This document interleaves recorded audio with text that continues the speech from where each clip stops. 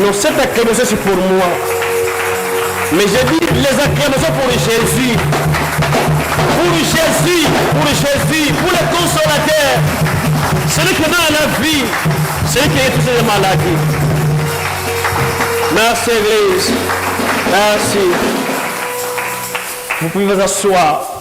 Merci. Merci. Rapidement, il n'y a pas encore le temps à perdre parce que devant la présence de Dieu, il faut laisser que le Saint-Esprit puisse vous diriger. C'est pour cela. Merci les adorateurs. Et Shalom Église. Je dis Shalom Église. Bonjour Église. Que Dieu soit loué une fois de plus pour cette opportunité, pour cette grâce que Dieu nous a accordée encore.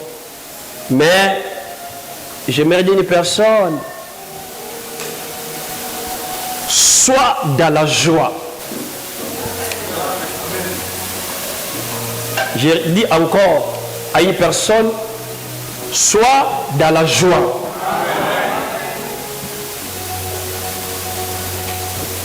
Peuple de Dieu,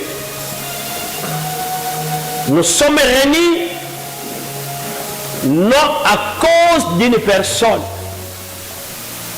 mais à cause d'une personne très spéciale, excellente.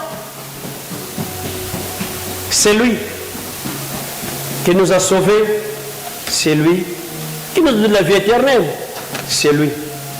Il mérite tout pour notre vie. Philippiens chapitre 2, verset 9 à 11. Là où je vais introduire et commencer notre culte d'aujourd'hui. Philippiens chapitre 2, verset 9 à 11.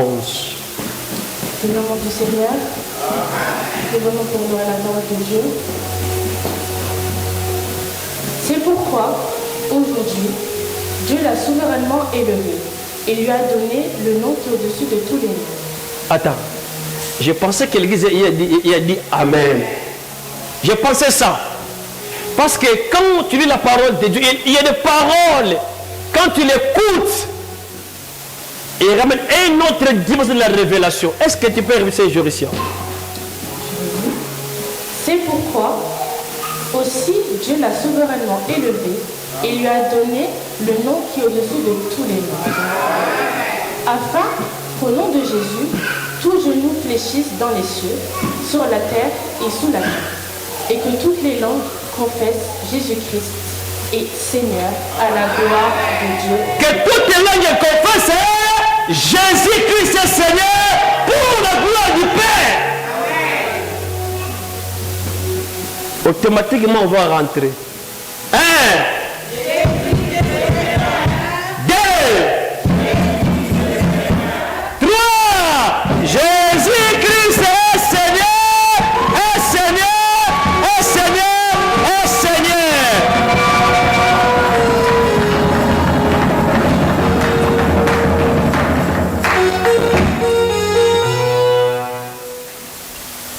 Amen. Nous pouvons asseoir maintenant. Nous avons l'accès. Ça, c'est notre code d'accès de rentrer dans la présence de Dieu. Je bénis l'Éternel pour notre présence et je dis merci à tous les serviteurs et servants de cette église pour votre soutien, pour votre participation de cette lèvre, une grande lèvre que Dieu nous accorde. Je dis merci aux intercesseurs, protocoles, les adorateurs. Je dis encore merci, papa, maman, pour votre présence aujourd'hui encore. Je suis fier de vous parce que c'est aujourd'hui, je suis appelé pasteur au berger parce que vous êtes là pour vous diriger. Moi, je suis dans la joie parce que même 25 personnes, je puisse ramener, présenter au Seigneur, serait de la joie. Ma mission que Dieu m'a mandaté de préparer le peuple de Dieu pour d'Ici. Ça, c'est mon message principal que Dieu m'a donné quand j'arrive dans cette pays de France, ici à Lyon. Dieu m'a dit, tu vas prêcher la repentance. Ton message principal, c'est la repentance. Prêcher à toute occasion. C'est pour cela l'église. Il ne faut de plus te rappeler. Quand tu viens dans cette église, il faut attendre d'écouter la parole vraie. La véritable parole de Dieu. Parce que Dieu m'a mandaté de prêcher la parole de Dieu. Et il m'a dit, Simon, j'ai tenu ma parole. Partout tu iras, prêche ma parole. Prêche ma parole. Et ce matin, j'ai un petit sous-thème que je vais parler par la grâce du Seigneur pendant quelques minutes.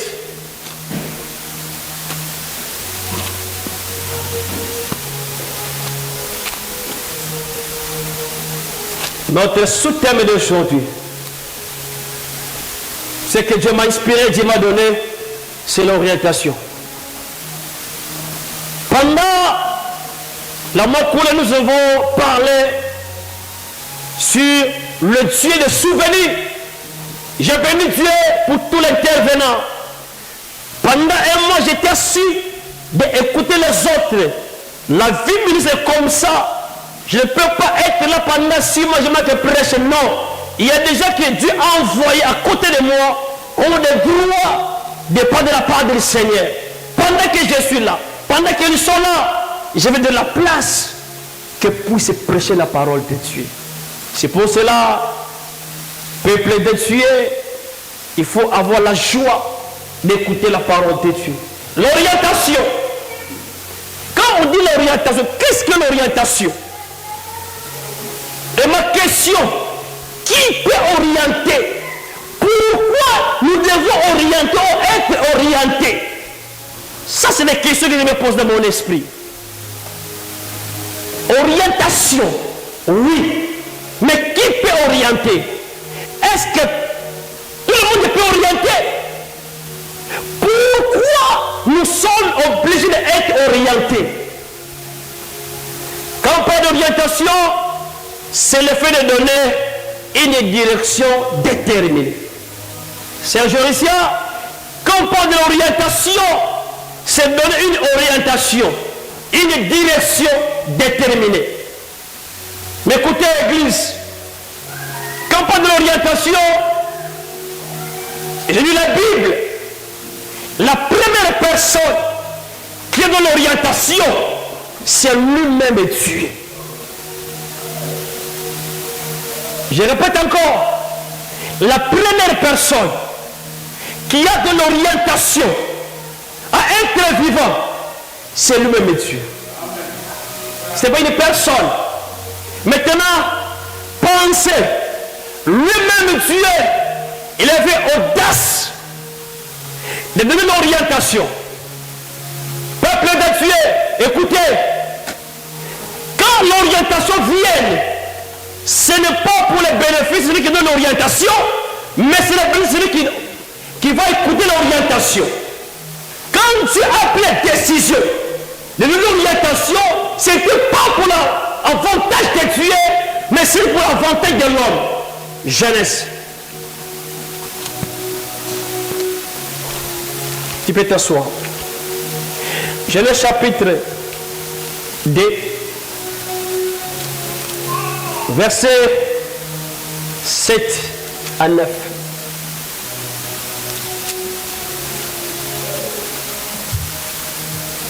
Au nom du Seigneur. L'Éternel Dieu forma l'homme de la poussière de la terre. Il souffla dans ses narines un souffle de vie, et l'homme devint un être vivant. Puis l'Éternel Dieu planta un jardin en Éden, du côté de l'Orient, et il y mit l'homme qu'il y avait formé. Oui. L'Éternel Dieu fit pousser du sol des arbres de toute espèce, agréables à voir et bons à manger, et l'arbre de la vie au milieu du jardin, et l'arbre de la connaissance du bien et du mal. La parole de Dieu. Oh. Hein? C'est oui. C'est oui. La Bible Au livre de commencement,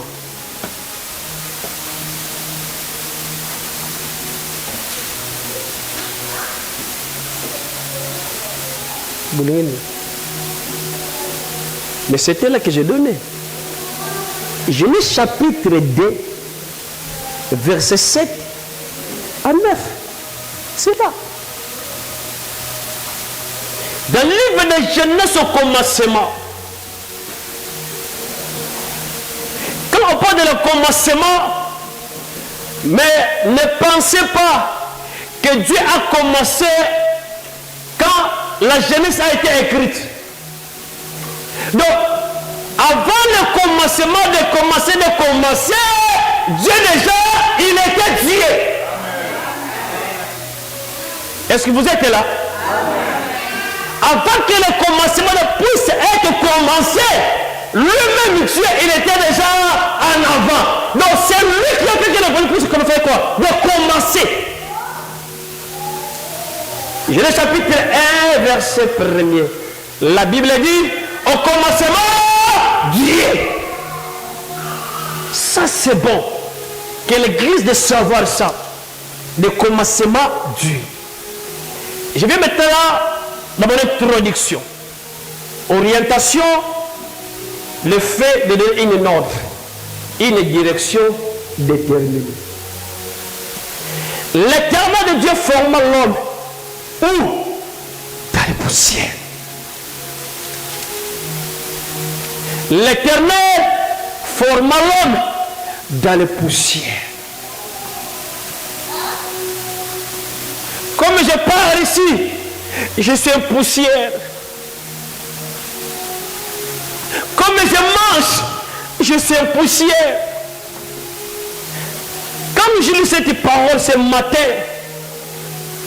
je me disais à moi-même, c'est moi pour que tu vas t'orgueillir devant Dieu. Parce que ta vie, c'est une poussière. Ta vie, c'est Dieu qui a formé. Dieu a formé l'homme de la poussière.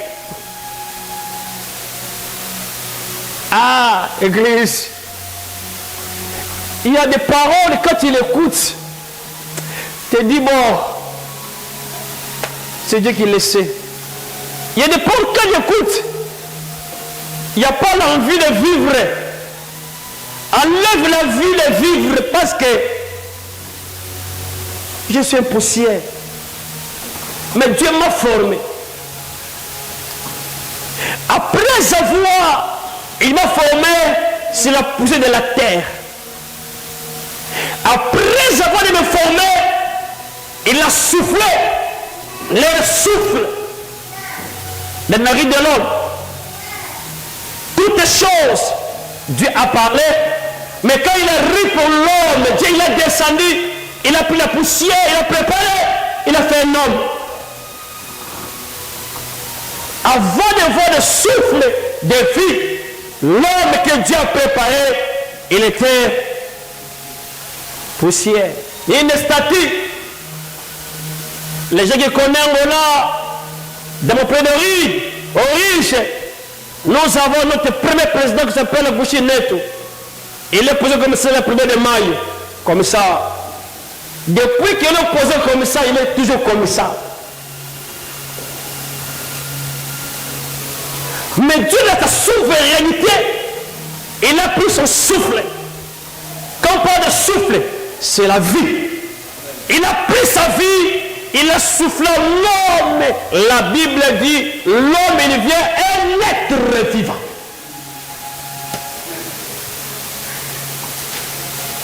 Nous sommes des êtres vivants. Non parce que nous avons de l'argent, non parce que nous sommes en Europe, mais c'est le souffle de Dieu puissant.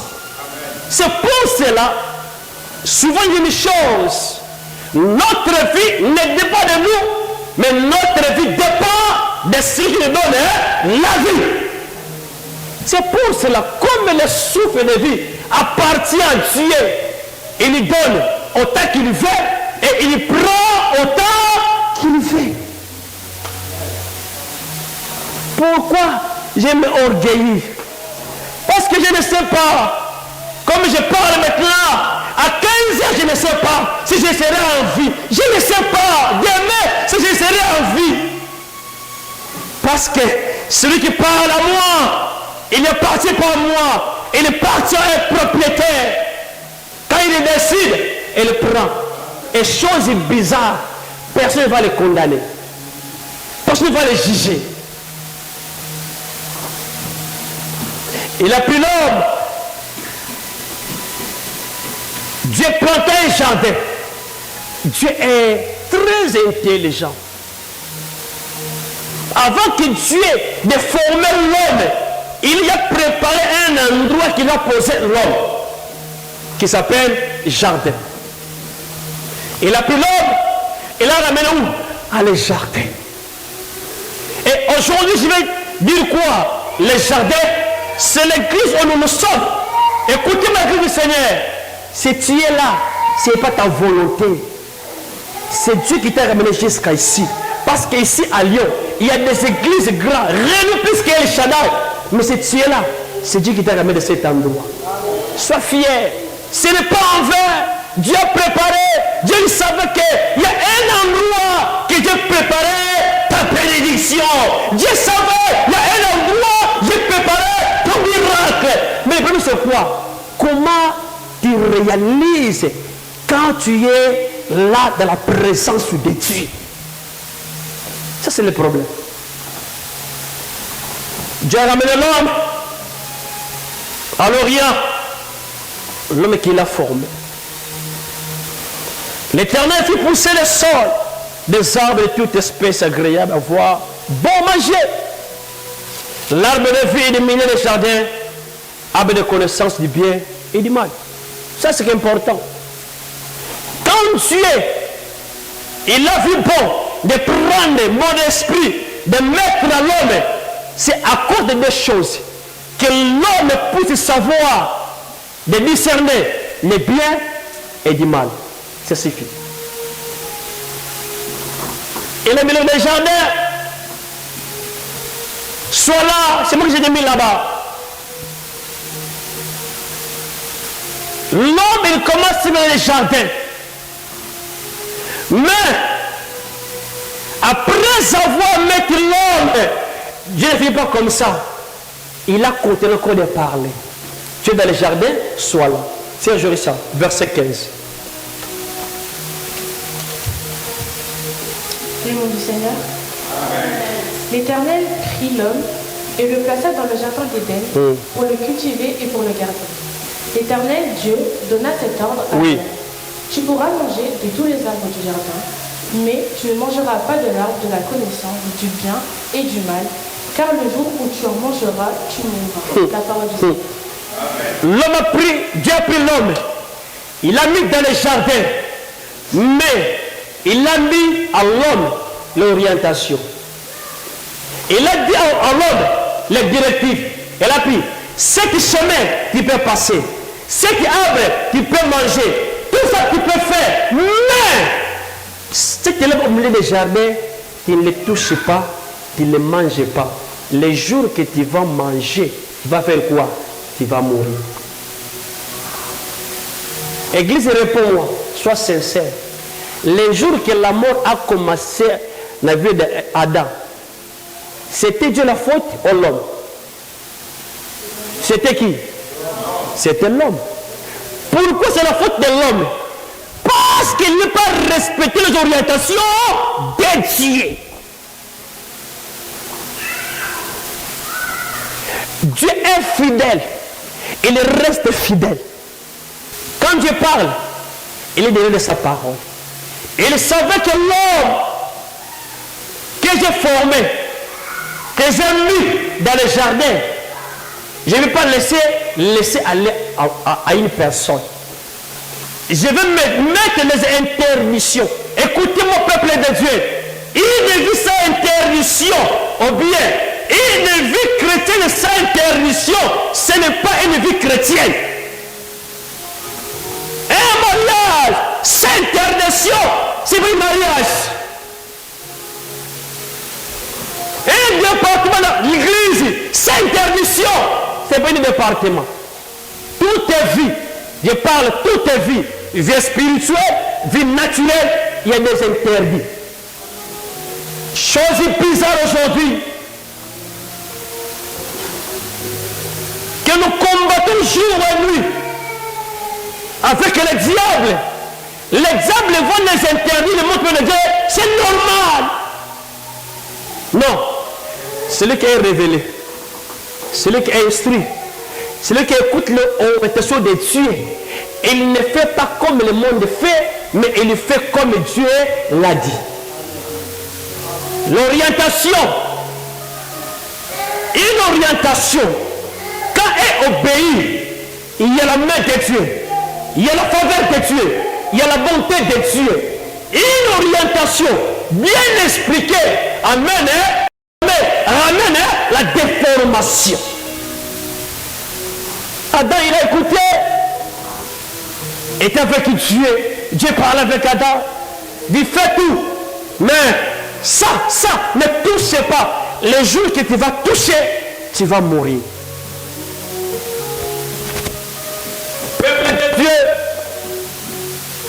si tu veux vivre la main de Dieu, la faveur de Dieu, la protection de Dieu, marcher par rapport aux orientations de Dieu. Qu'est-ce que Dieu a dans ta vie? Il y a des familles, on marche par rapport à l'orientation de Dieu. Il y a des familles, on marche non par rapport aux orientations de Dieu. Mais écoutez, Dieu ne fait rien avant de vertir l'homme. Mais pour bénir l'homme, même pour le frapper, il commence premièrement à la vertu. Ici, Dieu donne des ordres. Ne touchez pas ça. Ne mangez pas ça. Mais quand Dieu parlait, il y avait quelqu'un à côté. L'accusateur, notre jaloux de chaque jour. Le diable sait quand un enfant de Dieu, il marche pour l'horizon de Dieu, il obéit la voix de Dieu. Dieu est avec lui. Notre combat de chaque jour, diable élevé de nous retirer dans l'orientation de Dieu. Genèse chapitre 3. Écoutez, je de la Bible. Première.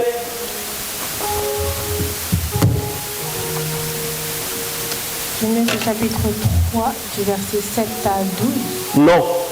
Première à troisième. L'homme et sa femme étaient tous les deux unis.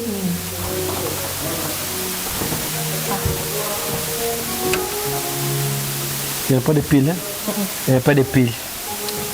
Le serpent était le plus rusé de tous les animaux des champs que l'Éternel Dieu avait fait. Il dit à la femme, Dieu a-t-il réellement dit, vous ne mangerez pas de tous les arbres du jardin? La femme répondit au serpent, nous mangerons du fruit des arbres du jardin.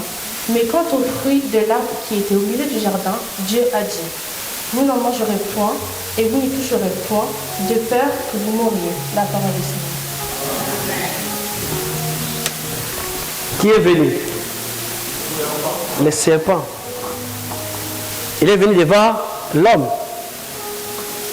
Il dit quoi? Est-ce que Dieu a dit que vous ne mangerez pas cet fruit? Il dit oui. Donc, le serpent, il est venu. La Bible l'appelle l'animal plus risé de tous les animaux que Dieu a créés. Il est venu dire à la femme, est-ce que Dieu a dit? Mais oui, Dieu a dit. Qu'est-ce que Dieu a dit? Que nous ne pouvons toucher ni manger cet fruit d'arbre. Mais Satan répliqua avec douceur, avec charisme, avec amour. Il commence maintenant à caresser la femme avec les oreilles. Non! Dieu, il sait, quand vous mangerez, vous serez comme Dieu. Regarde dans ta Bible. Le Dieu qui a écrit là, quel Dieu? Dieu majestueux minuscule. Regarde ta Bible. Est-ce que Dieu majestueux ou Dieu minuscule? C'est quoi? C'est minuscule. Donc, le serpent, il commence maintenant à mentir la femme. Écoute l'église.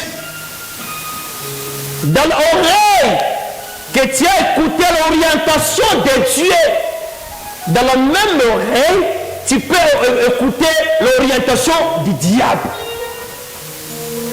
Dans l'orientation, il y en a 3 sortes d'orientation. 1, qui vient de Dieu. 2, qui vient du diable. 3, qui vient de lui-même. Maintenant, il faut avoir discernement de comprendre. Quelle est cette oreille que j'écoute? Parce que quand le diable parle, il fait avec douceur. Le diable, il a corrompu la femme. Est-ce que Dieu a dit? Oui, Dieu a dit. Mais écoutez, Dieu il sait, quand vous mangerez, vous serez comme lui. Mais peuple de Dieu, nous sommes des dieux. Si je suis Dieu, comment je peux être encore comme Dieu? C'est pour cela, dans nos oreilles, il faut avoir le discernement. Aujourd'hui, le monde est chaos, c'est manque de discernement. Les gens viennent, les envoyés viennent de nous retirer de l'orientation de Dieu. Tu sais quoi? Dans cette église que tu pars, là-bas il n'y a pas de Dieu. Venez chez nous, il y a un Dieu. Quel Dieu? Parce qu'il y a le Dieu et des dieux. El Shaddai, vous marchez à quelle orientation? Vous priez à quelle orientation? Vous donnez à quelle orientation? Vous gênez à quelle orientation? Dieu dit, ne touchez pas. Les jours que tu vas toucher, certainement tu vas mourir. Mais l'homme a donné son oreille au serpent le diable. Elle a cédé. Il a touché. Certainement, c'était automatique. La mort est venue. Aujourd'hui, il y a beaucoup d'enfants de Dieu. Plus loin, même des serviteurs de Dieu. On ne sait pas de l'orientation de Dieu. Quand tu as écouté l'orientation et tu marches avec l'orientation, tu es avec Dieu. Mais les jours que tu sors dans l'orientation de Dieu, c'est fini. Tu es tout seul. Il y a des églises, on ne marche pas avec Dieu. Écoutez-moi, mon désir, avoir la multitude, c'est bon. Mais ce que j'ai pris à Dieu, de ne pas avoir une église de quantité, mais avoir une église de qualité. Une église de qualité, ce sont des gens qui marchent dans l'orientation de Dieu, qui écoutent ce que Dieu parle. Si tu veux savoir une église qui ne marche pas par bonne orientation de Dieu, quand tu rentres, le peuple il veut les paroles qui puissent afin qu'il est joyeux, d'écouter Dieu. Non. L'orientation de Dieu, souvent, c'est compliqué. Quand on a l'orientation de Dieu, c'est l'interdiction de Dieu.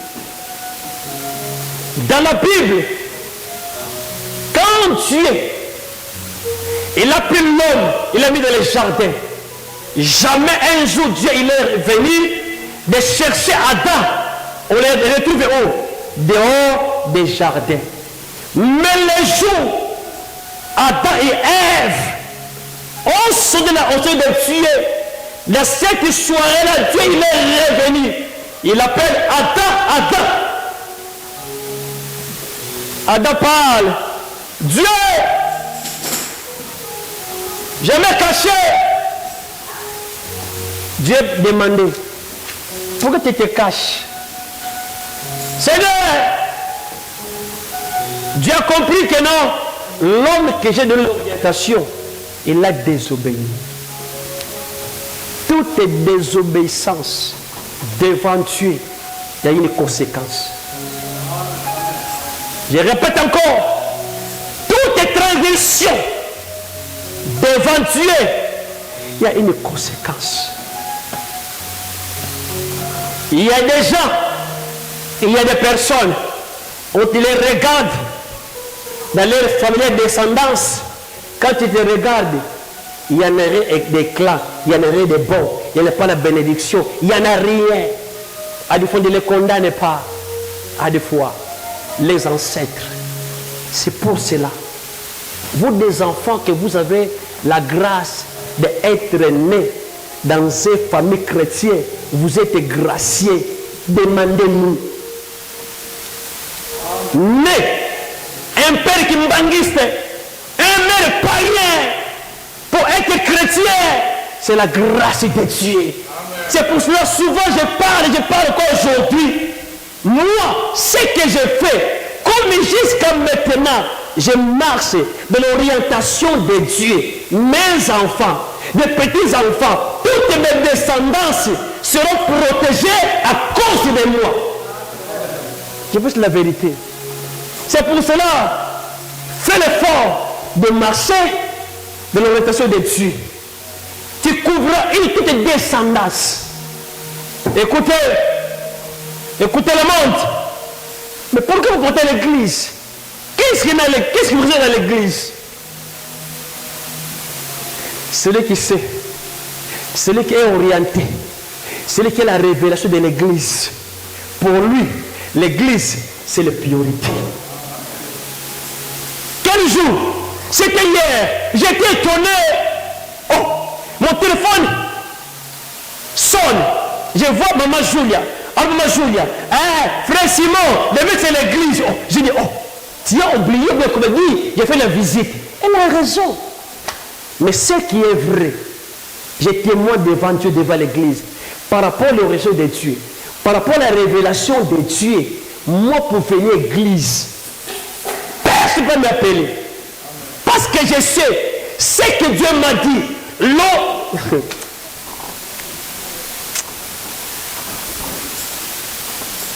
Dieu, il est revenu. Il a appelé Adam. Il a dit, Dieu, je me cache. Qu'est-ce que Dieu a pris la décision? Il a commencé à faire quoi? À maudire. Il a dit à l'homme, c'est à cause de toi, la terre sera maudite. À quel moment, quand l'homme il est sorti de l'orientation de Dieu? Pendant que toi tu vois c'est normal, je fais ce que je vais faire, ce n'est pas grave. Mais un jour, n'oubliez pas, nous tous, nous rendons compte devant l'Éternel. Pendant que tu es vivant, c'est le moment de chercher, de ne pas être tard. Mais c'est maintenant, parce que demain n'existe pas, tu perds les paroles aujourd'hui. De retourner de ce que Dieu t'a dit. Qu'est-ce que Dieu t'a dit? Quelle aurait que Dieu t'a dit? El Shaddai.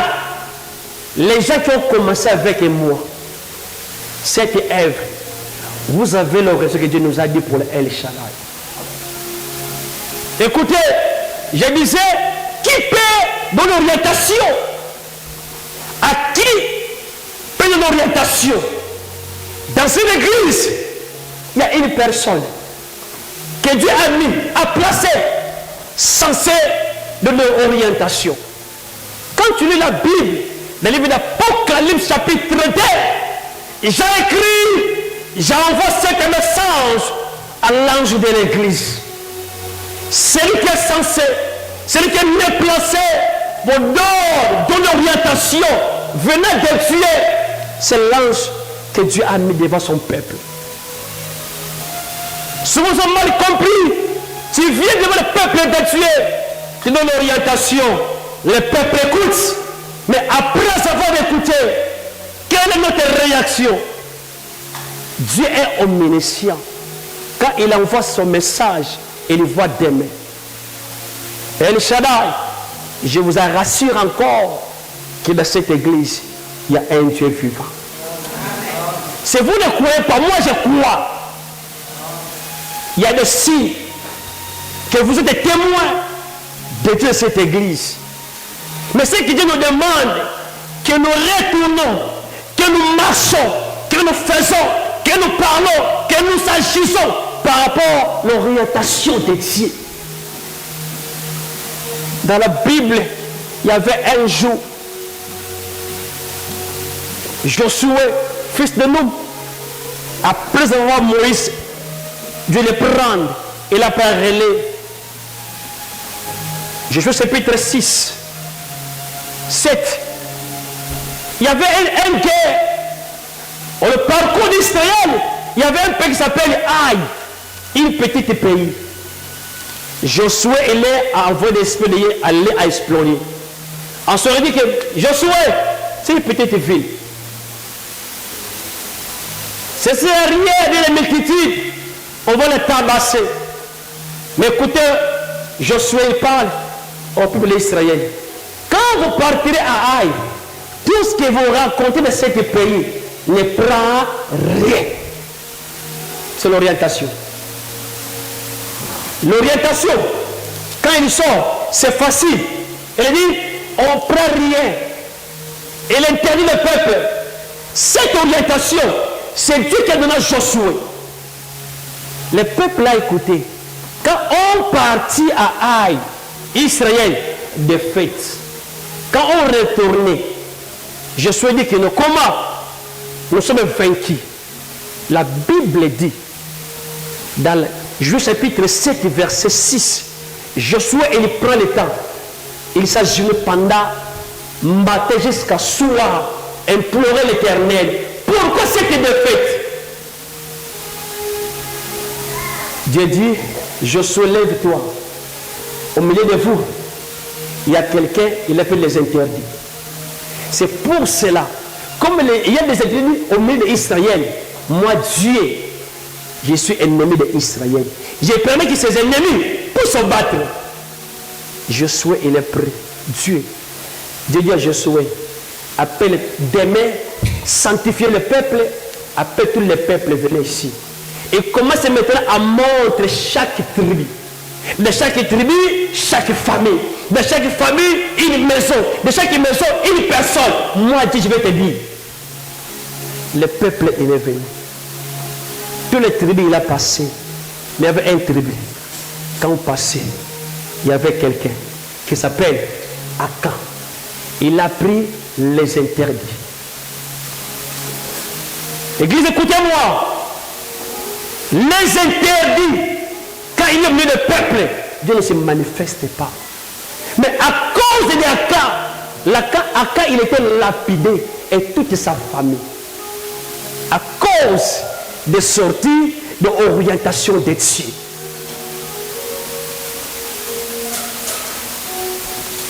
Est-ce qu'aujourd'hui, nous sommes de l'orientation de Dieu ou nous sommes de l'orientation de Dieu? Je ne connais personne. Moi, je suis concerné. Mais le message est venu. L'orientation de Dieu. Est-ce que vous êtes orienté à qui? Qu'est-ce que vous faites? Après d'écouter l'orientation, votre réaction, notre réaction, est-ce que nous obéissons? J'ai pris la décision. J'ai pris la décision. J'ai prêché celle qui, maintes fois j'ai prêché. Quel sujet? De donner la dîme. Je ne parle pas les dîmes de cette église. Je laisse que chacun fait comme il fait. Quand je prêche, c'est orientation. Je montre celui qui donne la dîme. Et qu'est-ce qu'il mérite? Mais souvent nous sommes mal compris à l'évangile d'Europe. Nous avons donné notre terrain derrière. On dit que non, vous donnez, vos pasteurs sont riches. Écoutez, j'accepte. J'accepte pas d'être riche. Il y a des différences entre riche et quelqu'un est béni.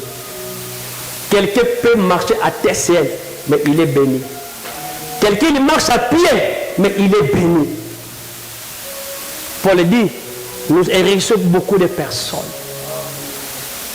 Mais cet enseignement, vous le prendrez. Je vais te choquer. Quand tu viens de cette église, tu étais quoi? Tu étais sans papier, sans enfants, sans mariage. Mais c'est ici, Dieu t'a béni. Tu veux voir la bénédiction de Dieu et retourne de l'orientation de Dieu.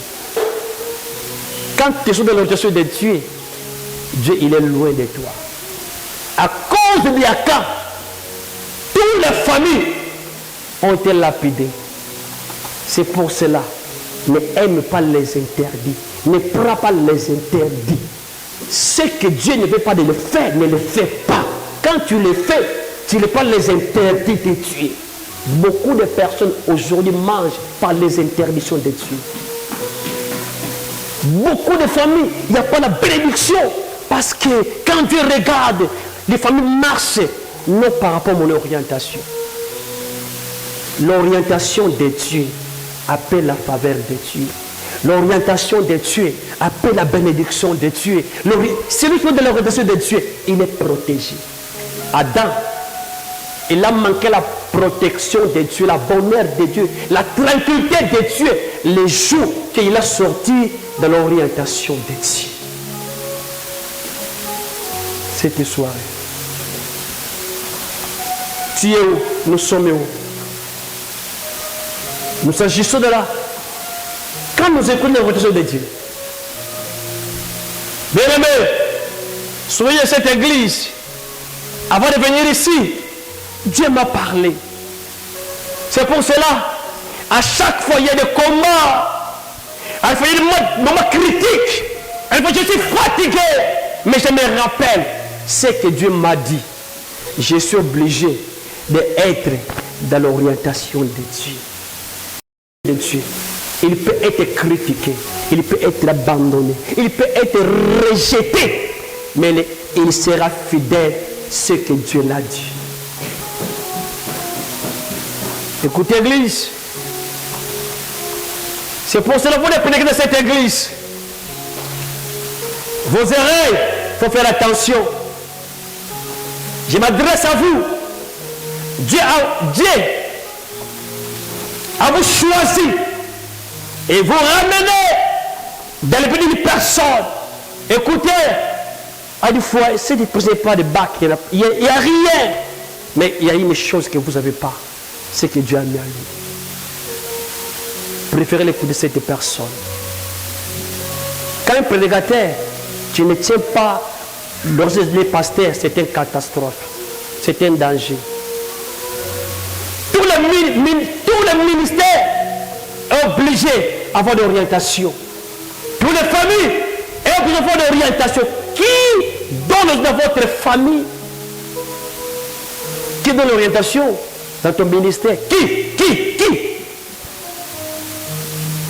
Pendant que tu es dans l'orientation de Dieu, il faut savoir les combats et la jour et nuit.